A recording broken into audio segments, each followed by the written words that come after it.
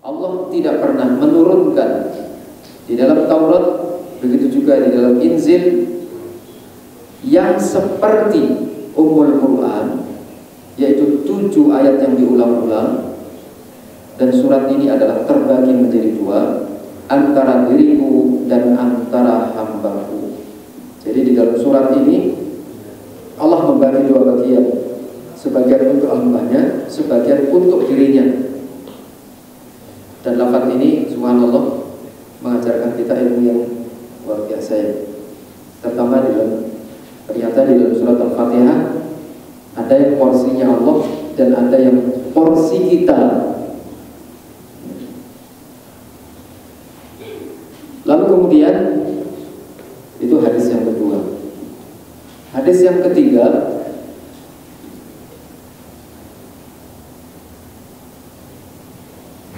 dari Abu Hurairah radhiyallahu anhu, dari Nabi Muhammad SAW beliau bersabda, "Man shalla sholatan lam yaqra fiha bi ummil Qur'an fahiya qidas." Siapa yang sholat dan dia tidak membaca ummil Qur'an, maka sholat itu khidas. Khidas itu tidak sempurna. Lalu kemudian Abu Hurairah bertanya, "Inna nakunu wara'al imam."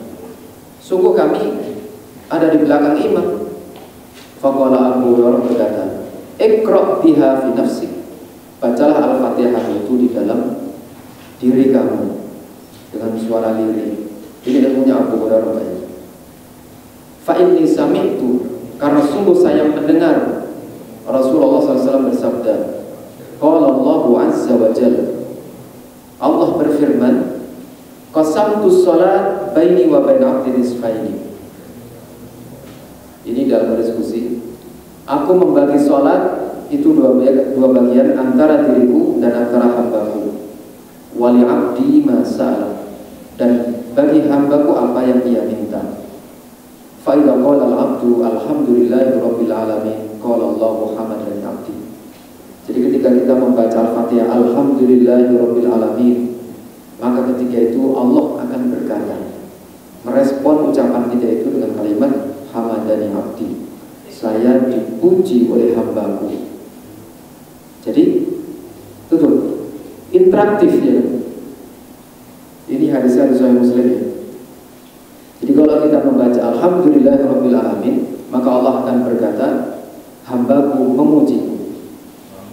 Wa idza qala ar-rahmanir rahim, kalau kita membaca ar-rahmanir rahim, maka Allah akan berkata, afna alayya 'abdi, hambaku menyanjungku.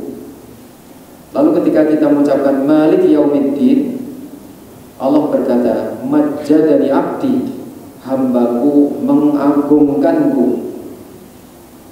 Dan dalam satu riwayat yang lain, fawwada ilayya 'abdi, hambaku telah menyerahkan urusannya kepadaku.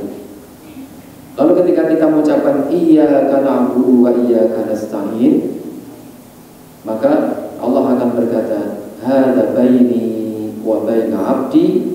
Nah, inilah antara saya dengan antara hambaku, dan milik hambaku apa yang dia minta. Jadi iyyaka na'budu wa iyyaka nasta'in, itu respon Allah Subhanahu wa taala seperti itu. Lalu kemudian ketika kita membaca ihdinas siratal mustaqim siratal ladzina an'amta 'alaihim ghairil maghdubi 'alaihim waladdallin, Allah akan berkata, hadza li 'abdi, ini milik hambaku, dan bagi hambaku apa yang dia minta. Karena yang kita minta adalah ihdinas siratal mustaqim, tunjukkan kepada kami jalan yang lurus itu. Itu permintaan kita kepada Allah, dan Allah merespon untuk hambaku apa yang dia minta. Untuk hambaku apa yang dia minta. Jadi kita di dalam sholat itu subhanallah, hubungan yang menurut saya tidak ada jarak lagi ya. Karena lafaz yang Allah gunakan sangat jelas dan tegas, terutama pada kalimat iyyaka. Apa arti iyyaka itu? Iyyaka itu ya kita ngobrol hanya kepada engkau, kepada kamu. Tidak bertawasul ke Jibril alaihissalam atau kalau enggak, langsung iyyaka, hanya kepada engkau. Padahal kita mengucapkan dengan bahasa yang sangat lirih, ya kan?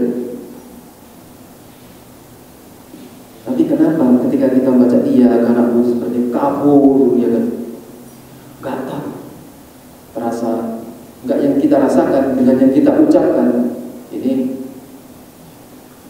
perlu kita sinkronkan, ya, perlu kita kendalikan. Para jamaah yang dirahmati Allah Subhanahu Wa Taala, lalu kemudian hadis yang lain dari Abi Sa'id Al-Khudri radhiyallahu anhu, beliau berkata, kunna fi masir lana fanazalna. Sungguh kami ketika itu dalam sebuah perjalanan, lalu kami singgah. Faja'at jariyatun faqala. Tiba-tiba datanglah seorang wanita dan dia berkata, inna sayyidal hayy Sulaim atau ladi, sesungguhnya kepala kampung itu sedang sakit, yaitu kena binatang berbisa. Wa innana farana ghiyab, sementara orang-orang kami sedang tidak ada. Fahal minkum roh, apakah di antara kalian ada yang bisa mengobati? Tiba-tiba faqama ma'a rajulun makuna na'bahu biruqyah. Tiba-tiba salah satu dari kami, yaitu sahabat, itu berdiri langsung mengikuti orang itu. Nah, ketika itu kami tidak peduli dengan apa itu tentang ruqyah jambi. Faraqahu fabarak. Lalu sahabat tersebut meruqyah, membacakan jambi kepada orang tersebut yang sakit itu. Kemudian sembuh. Fa'umira lahu bi 30 syah. Lalu setelah sembuh diberikan kepadanya 30 ekor kambing. Wasaqana labana. Lalu memberi kami air susu. Falamma raja'akun lahu. Maka ketika sahabat tersebut kembali kepada kami, kita bertanya kepadanya, akun tak tahu, apakah kamu telah berbuat baik kepada orang itu? Apakah kamu sudah memberikan jambi obat? Qala la, enggak. Ma raqaitu illa bi ummil kitab. Saya tidak membacakan jambi kecuali hanya dengan ummil kitab, yaitu Al-Fatihah, ya. Qulna la tuhbithu syai'an hatta na'tiya aw nasala Rasulullah. Lalu kami sahabat-sahabat ini berkata kepada sama kita, kalian jangan berbuat apa-apa, maksudnya terkait dengan yang tadi itu 30 ekor kambing itu kan, sampai kita bertanya kepada Rasul Sallallahu Alaihi Wasallam. Lalu setelah sampai di Madinah, kami ceritakan kepada Rasul Sallallahu Alaihi Wasallam. Lalu Rasul berkomentar, wa makana yudri annahu ruqyah. Siapa yang memberitahu dia kalau surat Al-Fatihah itu adalah jambi? Iksimu wadribu libisah. Tolong bagi dong yang 30 kambing itu. Rasul minta bagian dari yang 30 kambing. Makanya ada yang ruqyah itu pasang karet banyak. Rasul aja minta hasilnya tuh, ya. Berarti itu halalun thayyibun. Halalun thayyib. Karena dalam kisah ini, riwayat yang lain ada penjelasan lebih detail. Ketika sahabat sudah berjalan jauh, mereka kelaparan, kehausan, mampir di sebuah kampung minta makan. Ternyata tidak dikasih makan. Ketika mereka tidak dikasih makan, tiba-tiba saja, ya kan, didatangi oleh seorang wanita yang memberitahu bahasanya kepala kampung kena, mungkin itu karena nggak kasih makan kan, ya, kena sengat binatang berbisa. Artinya cara Allah ngasih rezeki, ya kan, lewat orang lain kena musibah, ya. Allah. Terus kata wanita itu, innana farana ghuyab. Orang-orang kami nggak ada. Coba siapa yang membuat orang-orang mereka nggak ada? Allah. Semua. Jadi Allah lah yang maha mengatur, Pak. Kita yang berilmu manajemen apa segala macam, nggak ada apa-apanya, Pak. Tapi Allah yang merencanakan semuanya. Sahabat jalan jauh, kelaparan, lalu mampir minta makan. Makanya memberi makan, ya, infak sedekah itu salah satu khasiatnya adalah apa? penjagaan Pak dari malapetaka. Makanya kalau kita mau mudik, sebentar lagi barang mudik, sebaiknya kita amal ibadah dengan sedekah, berharap kepada Allah agar dimudahkan. Kira-kira begitu. Perjalanan apapun atau mau beramal soleh ya, itu salah satu bagian. Karena pada dalam hadis Rasul menyampaikan, al-bala itu lalu konto tidak bisa melampaui melewati sedekah. Itu bala nggak bisa lewat Pak, kalau ada sedekah. Dan ilmu ini bukan hanya ilmu kita umat Islam, orang-orang Cina, orang kafir itu yakin itu. Saya punya ustaz, dia punya yatim piatu ya kan. Kadang-kadang ada orang Cina datang kasih 5 juta, 10 juta. Itu benar apa? Rupa-rupanya ada yang datang itu, waduh saya lagi usaha lagi empot-empotan ini. Dia karena dalam keyakinan dia kalau dia berbagi kepada yatim, kepada Tuhannya akan memudahkan. Ya kan? Siapapun yang dianggap Tuhannya itu, mereka percaya gitu ya. Loh kita yang ilmunya benar, kenapa tidak berusaha menyempurnakan kepercayaan kita itu dengan apa? Dengan memaksimalkan. Karena kita itu disuruh jahidu, ya kan? Sungguh-sungguh itu bukan hanya dalam membaca Quran, bukan hanya dalam sholat, ya, tetapi termasuk dalam infak sedekah. Itu sungguh-sungguh, ya kan? Bahkan yang dicontohkan oleh bukan Rasul, ya. Rasul lebih lagi sahabat-sahabat Rasul, termasuk Abu Bakar As-Siddiq, ya, terutama dalam peristiwa-peristiwa tertentu. Salah satu di antaranya Tabuk, Rasul bertanya, berapa engkau infakkan? Bukan berapa, apa yang kau tinggalkan untuk keluargamu? Berarti Abu Bakar memanfaatkan momen itu dengan sempurna. Jawab Abu Bakar, aku tinggalkan untuk mereka yang lebih utama dari yang aku berikan, yaitu apa? Allah dan Rasul. Jadi Allah dan Rasul lebih utama dari seluruh harta yang diberikan Abu Bakar kepada siapa? Kepada Rasul untuk perjuangan itu. Itu artinya apa? Dia sudah masuk tuh ilmunya itu. Dan Abu Bakar begitu tuh bukan berat kan? Karena sudah menjadi khuluq, sudah menjadi akhlak. Infak itu kalau belum menjadi akhlak itu susah. Dan itu tidak terkait dengan kaya atau miskin. Tidak terkait dengan kaya atau miskin. Makanya kalau ada pikiran, oh nanti kalau saya sudah kaya saya akan jadi dermawan. Itu mimpi Pak. Saya tidak percaya dengan ilmu itu.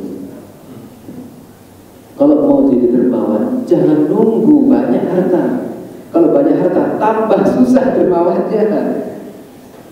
Jadi kalau mau dermawan itu langsung sekarang ini, ya. Karena ilmunya la yukallifullahu nafsan illa wus'aha. Lah ngapain nunggu ini? Sekarang untuk dapat surga 1 biji kurma aja bisa dijadikan modalnya. Kenapa tidak kita tempuh? Para jamaah yang dirahmati Allah Subhanahu wa taala. Jadi di dalam hadis tadi Rasul menegaskan ya bahwasanya secara khusus Al-Quran itu diantara keutamaan yang dikandungnya adalah dia adalah ruqyah jadi. Dan menurut saya ini untuk sakit apa saja. Kalau kita baca kitab, nanti kita untuk mendalami Fatihah ini, ada kitab yang kedua itu Tahzib Madarijus Salikin, itu Al-Fatihah, satu kitab. Tanda-tanda Iyyaka na'budu, ya, menuju Allah, ya, itu ilmunya subhanallah. Karena dalam penilaian para ulama, kitab beliau yang paling utama itu di situ tuh, di kitab Madarijus Salikin yang dibahas Al-Fatihah, Al-Fatihah. Jadi Fatihah nanti didetailkan, ya kan,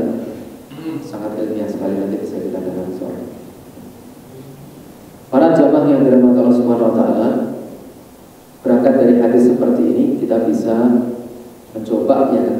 Mencoba kalau sakit, kalau apa ya kan. Mungkin pernah saya cerita ada salah satu jamaah yang ngaji dengan saya di Taman Krakatau itu pernah 4 kali Pak mau operasi ya, semuanya mau dioperasi. Dan subhanallah dia membuktikan bahwasanya Al-Fatihah itu mukjizat. Mulai dari dia harus dioperasi karena penyakit hernia, turun perut itu kan, berarti kan perutnya itu lubang khusus yang keluar ya. Itu lubang solusinya katanya harus dioperasi. Subhanallah, 3 hari beliau membaca Al-Fatihah, beliau sholat tahajud, hanya memohon kepada Allah dengan membaca. Baru setelah itu dicek lagi, dokter menyatakan, oh ini sudah tidak perlu operasi. Lalu juga beliau pernah sakit di sini di tangan kanan ini ada tumbuh tulang, ya. Tulang rahang gede. Nah beliau ketika dokter mengharuskan ini harus dioperasi, beliau karyawan di KS ya. Tapi ketika akan operasi dirujuk ke rumah sakit berarti di Jakarta, bukan Silang, ini kayaknya. Nah ketika ke rumah sakit, kebetulan dokter yang mau operasi itu ada kunjungan mendadak ke membaca Al-Fatihah 3 hari Pak. Tulang lama tulang itu langsung hilang Pak.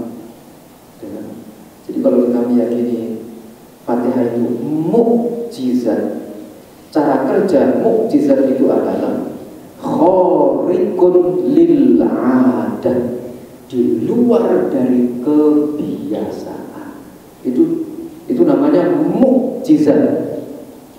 Hanya selama ini kita kurang, kalau kita anggap biasa-biasa aja.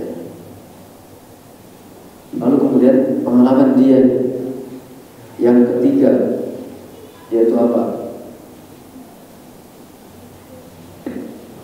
Dia ketika di pabrik karena semangat kerja, ada plat baja gede itu langsung diangkat. Rupa-rupanya implikasinya ke apa? Kan kalau laki-laki itu ada kemaluan di antara 2 korban, ada 2 telur itu. Apa namanya itu? Ada 2 telur kecil. Di situ bengkak, waduh sakitnya minta ampun. Langsung ketika itu dia mengangkat kencang itu ke situ larinya. Akhirnya ke rumah sakit, nah, operasi. Allah harus dioperasi. Karena dia sudah punya pengalaman, dia pulang lagi malam tahajud. Itu 3 hari malam dipegangin sambil membaca Al-Fatihah. Subhanallah, itu 3 hari itu hilang. Lalu pengalaman terakhir yang belum lama ini, sama dia angkat barang terlalu berat, ininya apa, kecetir Pak ya, sakit itu. Sakitnya kita ampun, duduk mau bareng, nggak bisa. Disuruh operasi juga, tapi dia enggak, bismillah, dipegang dulu sambil baca Al-Fatihah. Tapi hati, karena kalau menggunakan ini Al-Fatihah atau ayat Al-Quran, ini yang sangat menentukan keterhubungan hati dengan zat yang memiliki surat. Itu yakin ya. Dia cerita, alhamdulillah nggak sampai 3 hari, alhamdulillah sehari sudah pulih ya. Jadi menurut saya, karena ini adalah mukjizat Nabi kita Muhammad SAW, ketika dibaca sahabatnya ternyata Allah berikan ini. Maka menurut saya ini untuk kita semuanya. Silahkan nanti. Hanya kalau untuk penyakit yang berat ya, saya baca ada seorang yang pengobatan Al-Quran di Saudi. Beliau untuk penyakit kanker, penyakit yang berat-berat itu, di antara yang dibaca surat Al-Fatihah. Dan itu kalau penyakit yang berat stadium 3, stadium 4, itu membacanya pagi, sore, biasanya tahapannya adalah 3 kali, 7 kali, 14 atau 21 kali. Jadi sekali baca itu putarannya 21 kali sambil dengan media air, misalnya air zam-zam atau minyak zaitun, lalu ada yang diminum oleh pasien itu, ada yang diusapkan, itu pagi, sore, pagi. Kalau penyakit berat biasanya perlu waktu lebih lama, dan sembuh total pengalaman beliau itu sampai 21 hari itu sudah. Ini hanya tambahan saja ya terkait dengan hadis yang bahwasanya Al-Fatihah itu adalah ruqyah jami. Para jamaah yang dirahmati Allah Subhanahu wa taala, ini kira-kira yang bisa kita angkat pada pagi hari ini, yaitu masih membaca hadis-hadis ya tentang keutamaan surat Al-Fatihah. Semoga apa yang tadi kita sampaikan dari hadis-hadis ini betul-betul bermanfaat untuk kita semua. Jazakumullah khairan ala husni istina'ikum wa rahmatullahi. Assalamualaikum warahmatullahi wabarakatuh. Terima kasih Pak Ustaz. Kita belum sampai ini membahas surat Al-Fatihah, baru pembukaannya, mukadimah. Mungkin ada bapak-bapak atau ibu-ibu yang bertanya.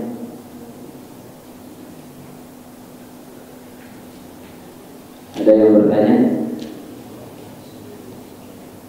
mengenai Al-Fatihah, tapi kita belum sampai ke ayat yang pertama, baru hanya mukadimah, pembukaan.